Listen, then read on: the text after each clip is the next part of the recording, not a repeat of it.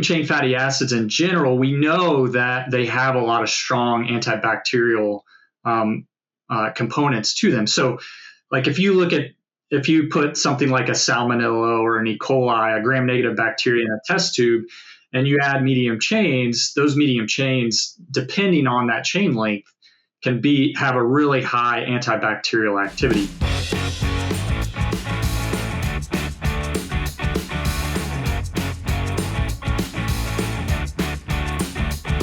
Welcome to the Poultry Podcast Show. Today I'm here with Nick Evans. Welcome to the show.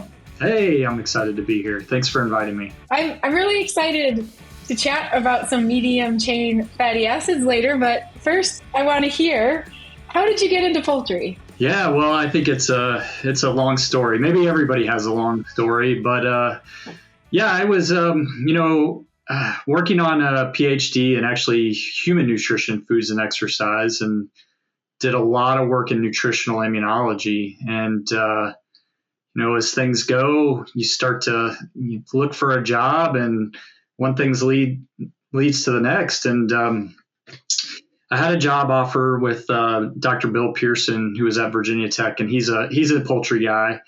And the job was really to manage the lab and work in the diagnostic lab in the hospital, doing a couple things there. And so just over time, I started building on some of the poultry work that his lab was doing and started to develop my own research. And so over time, I had some folks come to me and say, hey, we really like what you're doing. And they hired me. So I became one of the allied poultry folks and started in an R&D job and then moved over to become a tech manager. And that's kind of how I got my start. So. It was very non-traditional, especially moving over from humans to chickens is so fun. Yeah. And I like to tell people too, because, we classify in the poultry world, you're either a nutritionist or you're a veterinarian, right? If you have a graduate degree. Mm-hmm. And so I like to tell people that I fall somewhere between, like a regular nutritionist, a traditional nutritionist, and a veterinarian. So I work on different aspects of disease that maybe those two groups don't always really look at in the same way. So. A worldwide leader in animal nutrition, Adisseo's portfolio of products includes methionine, the full range of vitamins, enzymes, organic selenium, probiotics, mycotoxin management strategies, and palatability products. With such a diverse offering, Adisseo supports its customers with a broad range of expertise, tools, and services to help them maintain a competitive advantage. Adisseo, fueling predictable profits. To learn more, visit Adisseo at www.adisseo.com. Yeah, that's really awesome. So what was the path then to your current job? Was this job just right after you worked in his lab? Yeah, so I was working on actually some food safety work, some salmonella work, pre-harvest work, and I started working with one of my mentors who was at this allied company, and started running some projects with him, and he talked me into coming into an R&D job, and so that was really great. And like I said, he was a great mentor and kind of brought me in, which was a really nice way to come into the allied world. I think it's probably hard to transition straight from, finishing a PhD to tech manager, right? Yeah. So that was a good in between. And then that led to a tech manager job. So I moved over to the sales team at the company I was at the time and started working with the sales team and learning kind of the ropes of how you operate when you go on sales calls and things like that, and everything that needs to be done in that role. And then just recently, about a year ago, I moved into my current role. So. Yeah, I love non-traditional paths. The different schooling and different emphases always bring some really novel viewpoints in that I think are much needed. Yeah, I think it's fun too. I mean, it's one of the potential limitations of that is that, I don't have all the same background that like a nutritionist or a veterinarian that studied just for poultry. I guess maybe some of those resources that you can rely on as far as people to go to, or just the understanding of some of those nutrition principles that apply specifically to poultry. So I've had to learn those over time, but it also means that I have kind of a fresh take on it, and I'll ask a lot of questions if if I don't understand something, and try to build my understanding. And I think that's with any job, right? You build it with experience. It doesn't happen overnight. So, well, I mean, admittedly, I love when principles apply across species, because I think, at least the base theories, you have that understanding, and then you can kind of learn the nuances that are specific. So, yeah. And coming out of the biomedical sciences, so that was kind of the field I was in too. That type of research is totally different than most poultry research. And so it's a little bit of a different spin on how I did things then to how I do things now, or when I was in that R&D role. And so that changes, kind of my perspective a little bit. And it's not good or bad. It's just different, right? So like if I'm in a room with a bunch of folks that have kind of that traditional background, I might be able to add to the conversation in different ways. So. Yeah, that's awesome. Well, today I want to talk to you about medium chain fatty acids, kind of in the nutritional immunology space, which is one of my favorite areas. So I'm really excited to talk about this, because it sounds like they've got just some really interesting qualities and characteristics. So maybe can you just give us a good idea for the listeners who are not nutritionists, like what are medium chain fatty acids, and maybe which specific ones might you be referring to? Yeah, sure. I think, this is an area that is really exciting to me. The opportunity with feed additives, and especially something that's kind of novel. We've had pre and probiotics and different botanicals for a while now, but when we start thinking about things like medium chain fatty acids, they're pretty new for at least us in the US markets, right? In Europe, they've been using them for a while. But I guess one way to think of medium chain fatty acids would be to start by thinking about short chain fatty acids. So that would be things like butyric acid is a good example of a short chain fatty acid.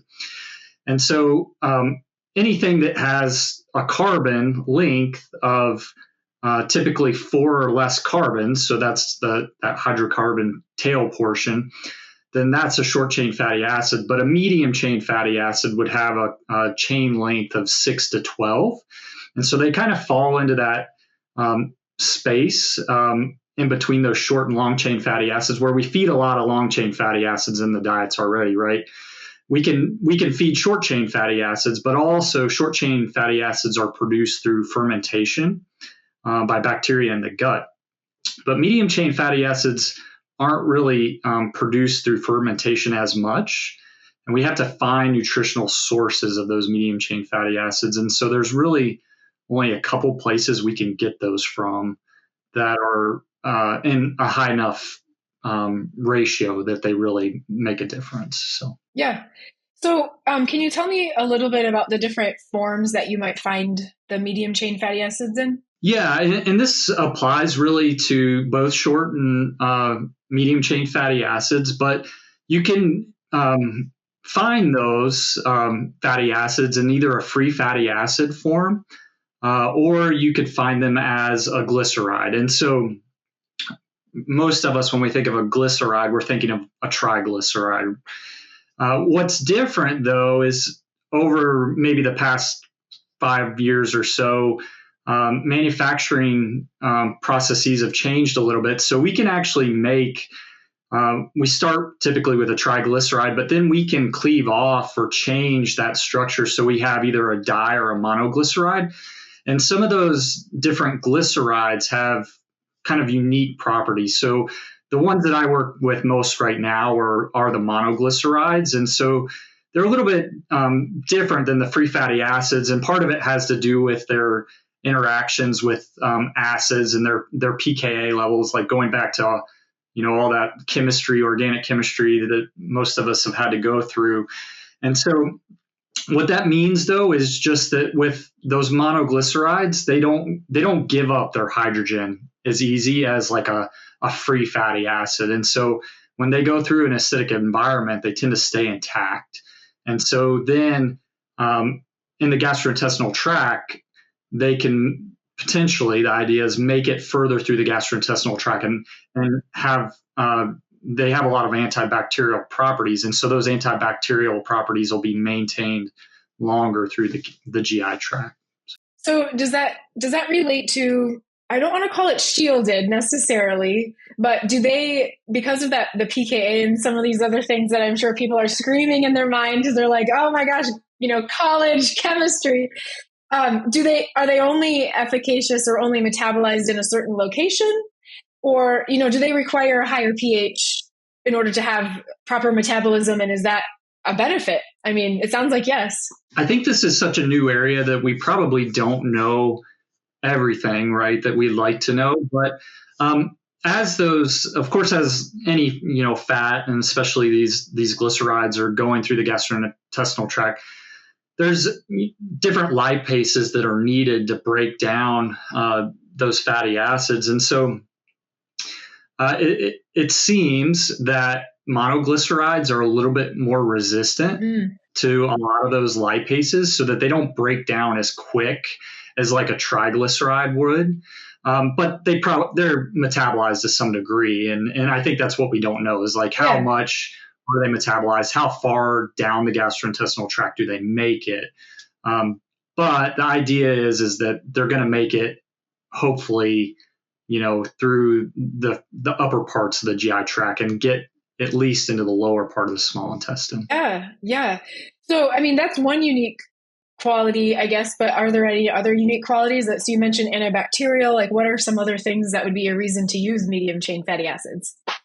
Yeah. And this is where it gets kind of interesting and can get really deep in the weeds. But with the medium chain fatty acids in general, we know that they have a lot of strong antibacterial components to them. So like if you put something like a Salmonella or an E. coli, a gram-negative bacteria in a test tube, and you add medium chains, those medium chains, depending on that chain length, can have a really high antibacterial activity. Mm-hmm. Now, if we start to look at something like a Clostridium, then we might actually have to switch what medium chain fatty acid we are, or the chain length, the longer chain length is actually more antibacterial. And so depending on those chain lengths, we can kind of target the bacteria, or we can look for a product that has more broad spectrum action to different bacteria. And so that's one really interesting piece about medium chain fatty acids. And that applies to the free fatty acids, but also to the glycerides. But with the glycerides, we're also finding that there's some other properties with them that may be a little bit different than how the free fatty acids interact. And so there may be some things that along the antibacterial property line where they're in that glyceride form, oftentimes even more antibacterial, sometimes as much as like 10 or 20 times more antibacterial than just the free fatty acids themselves. Oh, wow. And so we're, I think that general concept holds true. And for most of those monoglycerides, but there are some differences. And we do see that depending on the bacteria that we're looking at, the pathogen that we're looking at, there can be differences whether the free fatty acid or the glycerides are going to have the higher antibacterial properties. When we think about antibacterial properties, it's also targeting bacteria we might want there. Are some of the effects of the medium chain fatty acids, do they, reduce maybe the diversity overall, or do you find them to be a little more targeted just because of the place where they might be used, because of a pH or something like that? Are they, I know they don't target Salmonella, but they sure help, right? But are there other problems that could be associated with using them, I guess, is the question. Yeah, I think that's a good question. I think what you're kind of getting at is, do the medium chain fatty acids or their glycerides, are we going to see a reduction in good bacteria at the same time? Yeah. Right? So there's been some interesting studies done looking at that, because I think that's the first, concern that would come to my mind is if we're going to add something that kills bacteria, we don't want to kill off all the good gut bacteria, right? And so, some of those studies have looked at that, and interestingly enough, some of those species of good bacteria, as we would call them, are actually increased when we add either the free fatty acids or the glycerides to the diet. And I think the reasoning for why that happens is if you think about something like a lactobacillus, they tend to be acid-loving bacteria. They produce a lot of these fatty acids themselves, short-chain fatty acids in particular. And so they tend to be pretty tolerant to those acidic conditions. And they tend to do just fine and actually proliferate. And that applies to other good gut bacteria too. And it's really interesting. I think it's an area that could use some more research behind it for sure. So today, just with the knowledge base that we currently have, and I know it's evolving, how would you best use these in poultry production? Yeah. So what we're looking at right now is how can we use these as either a feed additive or in the water? And typically with the feed additives in general, this tends to be true, is that we don't really want to use them as a treatment. Now, some folks will try that, and some folks may have success doing that. But we typically want to use them to prevent any pathogens or disease from really getting ugly, right? And so, and what we're doing is that we're looking at a way to improve gut health, overall gut health, limit any pathogens that might be causing problems, whether it's an E. coli or, it could be a Salmonella or a Clostridium, to limit how those pathogens are affecting bird health. And so if we can improve the gut microbiome, we can kill those pathogens before they really get a foothold and start to cause disease. Then the idea is, can we improve gut health? Can we improve performance? Because ultimately that's what we want, right? I mean, it's great to reduce disease problems, but if we can't reduce mortality and we can't improve performance, then what good is a product, right, in the field? So that's our ultimate goal. Yeah. So is this medium chain fatty acid typically supplied in combination with other products, or is this kind of like a separate add-on as needed, if that makes sense? Yeah, I think there's lots of ways to do that, and I think there's reasons to believe that if you added a medium chain fatty acid product with a botanical product, that there could be beneficial effects of having both of those. Or alternatively, we were talking about the microbiome and the good gut bacteria. You could potentially add in something like a lactobacillus or maybe a bacillus as part of that total package, and there might be added benefits in doing that. Right now, most of what I've been spending my time is looking at just different combinations of the medium chain fatty acids and how we can combine those different medium chain fatty acids for specific situations, or just trying to get that overall gut health piece. Keeping that in mind, essentially. So. Have you identified, or maybe you're not able to say, but for the short and medium chain fatty acids, like, do you have a favorite fatty acid for a certain problem? Like, how does that length really change how you might use it? Yeah. So I think that's a really good question. Recently, I've been doing a lot of work with C12, which is lauric acid. And we think that particular medium chain fatty acid is really good for gram-positive bacteria, but it also has antiviral properties. So for any virus, enveloped virus, C12 seems to be pretty effective at killing those viruses.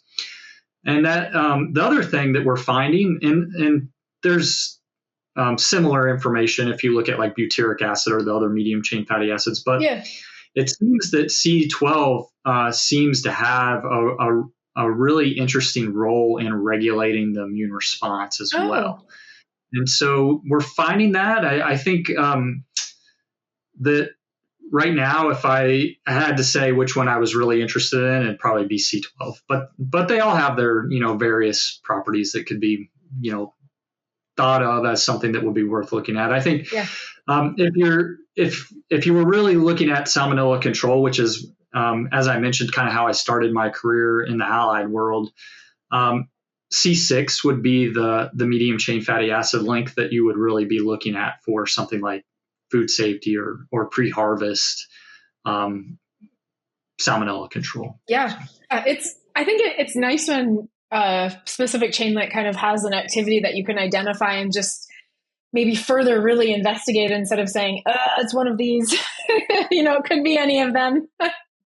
Yeah, that's right. Yeah, it makes it fun to have something to, kind of dig into, and then and to have a targeted solution when, for example, when I'm with a customer, if they really have just one problem, to be able to offer them something that's going to help with that specific problem. Yeah. So that's kind of neat, and that's fun. It makes it fun to kind of have those things to kind of dig into and look at. So I know that, fatty acids have different names for different reasons, but I don't know where the lauric acid comes from, but resting on your laurels if you solve a problem. So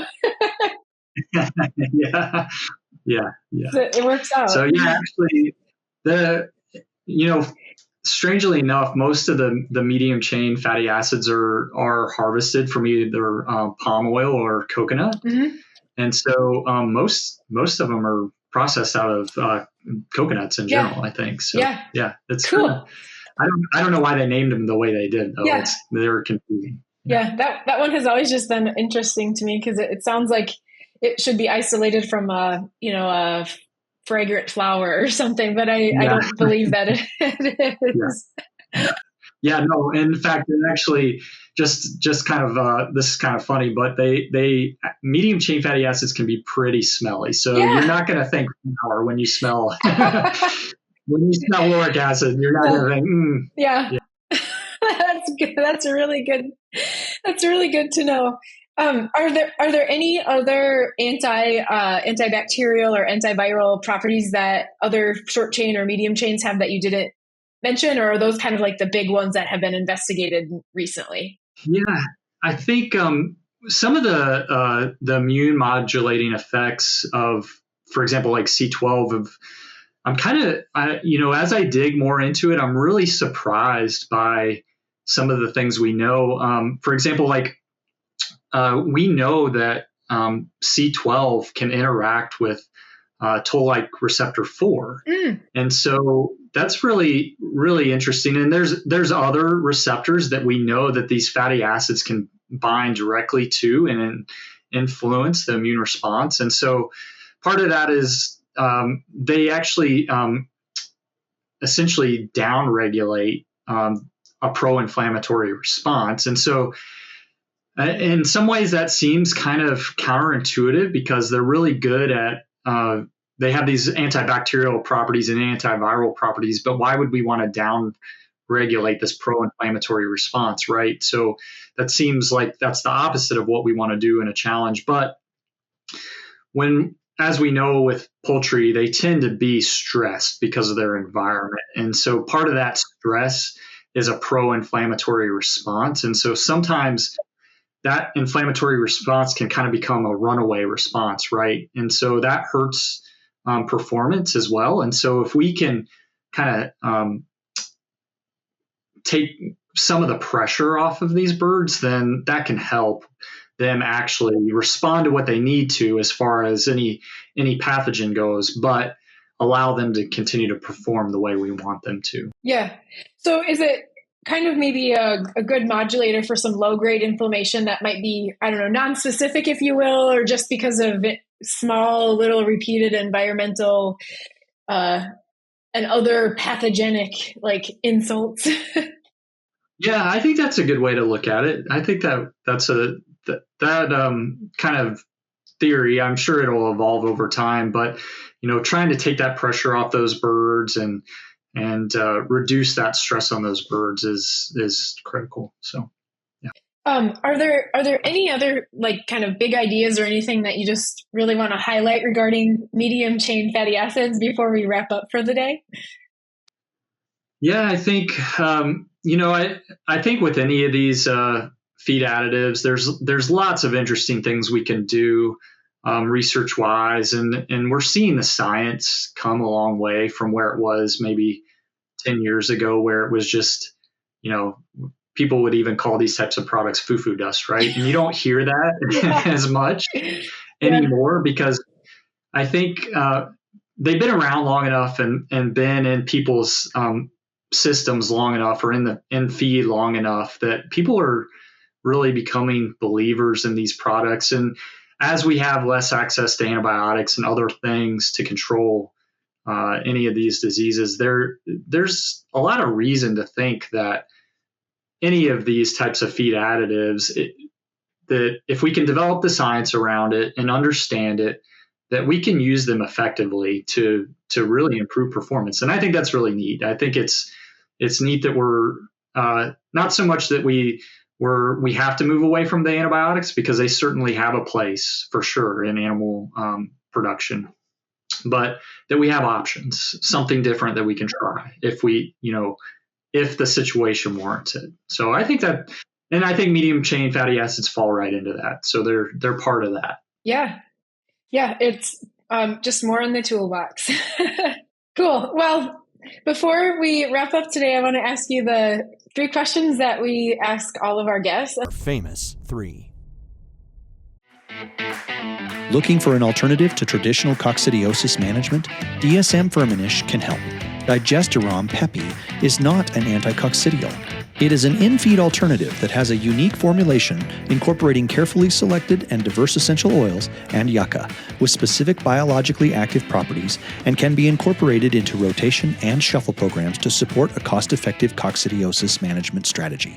Learn more at dsm.com/ANH-NA. And the first one is, do you have a favorite poultry-related resource?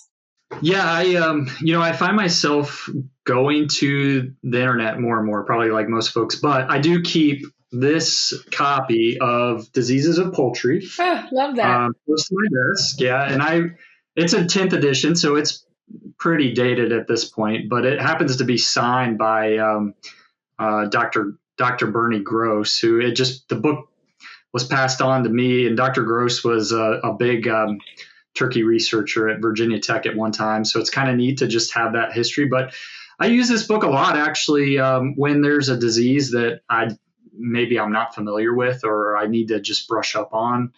I go to this book, and it's written really well so that, even just the average person that's not really aware of all the diseases can look at that, kind of understand it, and pull some important information out of it. So I use that one a lot. That's probably one of my biggest resources. Yeah. So that's a great book. And it also saddens me to see how thick it is, because there sure must awful lot of diseases. Yeah. I think they're on to like a 14th edition now. Oh, wow. So I'm sure it's even bigger. It's probably, way thicker than that now. Oh my gosh. Yeah.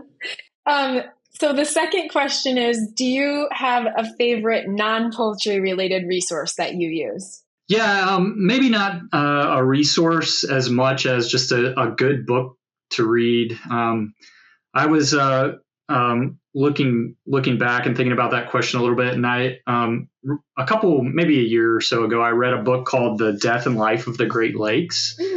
And it's a really interesting book. It's by Dan Egan, I think is his last name. And really, the book talks about how humans influence the environment. And the Great Lakes, you think about how big the Great Lakes are. For a long time, the Great Lakes were really pristine because they were secluded from the ocean, and they're away from a lot of other waterways. And so the book is really about how humans influenced the ecosystem.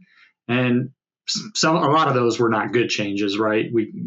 Things like lampreys or zebra mussels. But at the end of the book, he kind of brings it back around, and the Great Lakes have kind of, to a certain extent, healed, and the species that are there have kind of become adapted to those changes. And so I think that's really neat. I think, as we think about agriculture and how we as humans change the environment, it's a nice story because yes, we're learning how to be sustainable, right? And how are we going to improve sustainability? And it can be done, right? We can rely on some of the natural systems that are in place, but as humans, we can affect those systems too and actually make poultry production or ag in general more sustainable. So I like that idea. Yeah. Yeah, that sounds like a book I'd like to read. So thank you for that suggestion. Yeah, really well written. So the last question is, what is your best advice to be successful in the poultry industry? It's such a great question too, and I'm sure you get tons of different answers. And I think for me, especially coming from my background, it's really humility and curiosity. Those two things I think are what have driven me to the places career wise and with different projects and things that I've gotten to work on. Is I just have a curiosity as a scientist to look at things and to take a second look. Sometimes if somebody tells me something, I don't really take it at face value. Like I want to dig and understand it, whether it's right or wrong, whether what they're telling me is right or wrong. I want to understand the science behind it, the biology, and how that fits with poultry production. And then the other one I think I mentioned was humility, because coming from my background, that's not the traditional poultry background, there's a lot of things that I don't know. But the reality is that when you come into the poultry world, there's just too much to know. I mean, none of us can be good at everything, right? We can't be good, at understanding production and the science behind how we, feed additives or the health of the birds. We can't all be great at understanding feed manufacturing, right? So there's a lot of different pieces. And so I think just being humble and understanding that you're not going to know anything and being willing to ask questions, I think those couple of things have helped me for sure. So. Well, that sounds like great advice. So thank you so much for talking with me today. I think the medium chain fatty acids are really interesting. So love hearing about special projects or, new things people are working on, or maybe even if it's not new, just letting more people know about it. Yeah, well, thanks so much for, like I said, for inviting me. And it was great talking with you and really enjoyed it. And if there's anything I can do to help you or the research programs that are out there related to feed additives, please let me know. So. Yeah, sounds great. Thank you.